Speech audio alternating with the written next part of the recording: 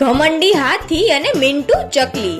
એક સમયની વાત છે, એક ઝાડ પર એક મિન્ટુ ચકલી તેમના પતિ ટોની સાથે રહેતી હતી। મિન્ટુ ચકલી એ તેમના માળામાં મૂકેલા ઈંડાઓમાંથી બચ્ચાના બહાર આવવાની બેસબરીથી રાહ જોઈ રહી હતી અને આખો દિવસ ઈંડાને ગરમી આપતી હતી। ટોની બોલ્યો, તું ઈંડાઓનું ધ્યાન રાખ, હું ખાવા માટે અનાજ લઈને આવું છું।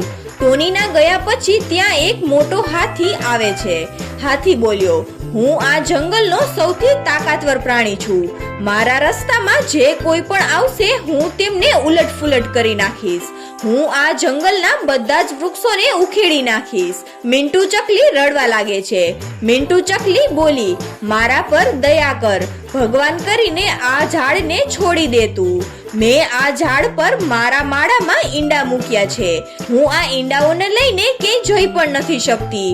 આ ઈંડાઓમાંથી ટૂંક સમયમાં બચ્ચાઓ બહાર નીકળવાના છે। હાથી બોલ્યો, તારા બચ્ચાઓ જીવે કે મરે એનાથી મારે શું? મેં એકવાર કહી દીધું એટલે કહી દીધું। હવે હું આ ઝાડને ઉખાડીને જ રહીશ। હાથી હસ્યો અને પછી ઝાડને ઉખાડવા લાગે છે। હાથીના ઝાડ હલાવવાથી ઝાડ પર રહેલો માળો અને ઈંડા બંને નીચે પડી જાય છે। નીચે પડતા જ ઈંડાઓ ફૂટી જાય છે અને તેમાં રહેલા બચ્ચાઓ મરી જાય છે। મિન્ટુ ચકલી ગુસ્સે થઈ જાય છે। એ બોલી, ભગવાન તને ક્યારેય પણ માફ નહીં કરે અને તારી આ ભૂલની સજા તને એક દિવસ જરૂર મળશે।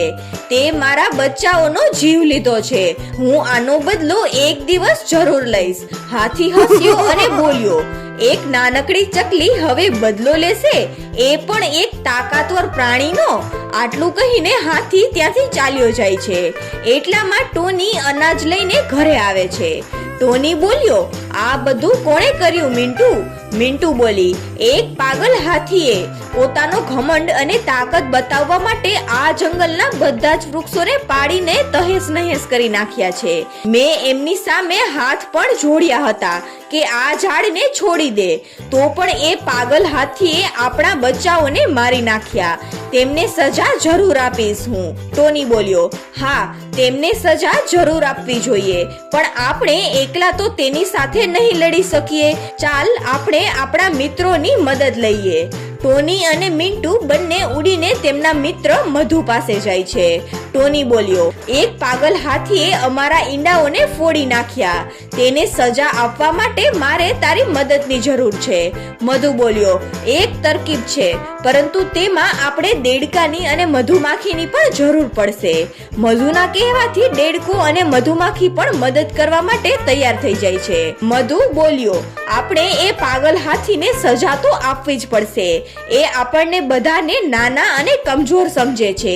એને એમની તાકાતનું ઘમંડ છે અને આપણે બધા તેમનું ઘમંડ તોડી નાખશું।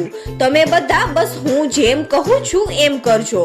મધુમાખી બોલી, હા, અમે એવું જ કરીશું। દેડકો બોલ્યો, પછીથી એ હાથી આવું ક્યારેય પણ નહીં કરે। પછી બધા યોજના મુજબ કામ કરવાનું શરૂ કરે છે। યોજના મુજબ મધુમાખી હાથીના ત્યાં આવતા જ ગીત ગાવા લાગે છે। હાથી બોલ્યો, વાહ, કેવું મધુર સંગીત છે, હું તો સાંભળીને મંત્રમુગ્ધ થઈ ગયો। ત્યાં મધુ આવીને હાથીની બંને આંખોમાં જોરથી ચાંચ મારે છે।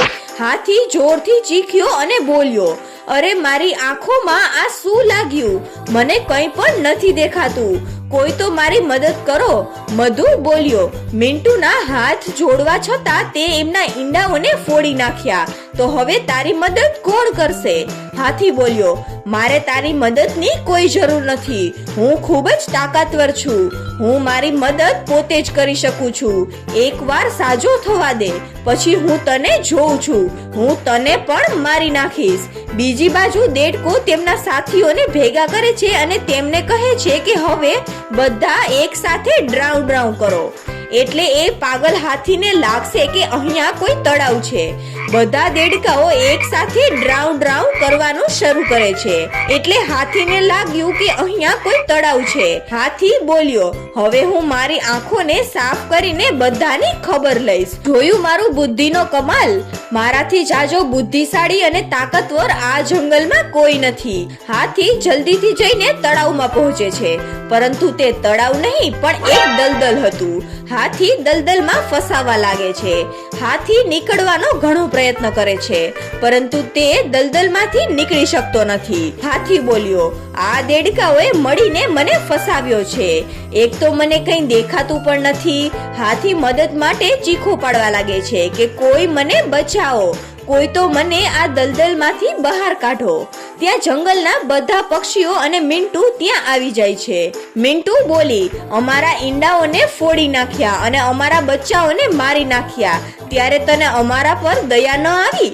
મધુ બોલ્યો, તને તારી તાકાત ઉપર ઘમંડ હતું ને, હવે બોલ. દેડકો બોલ્યો, જેવું કરો છો તેવું જ ભરો છો.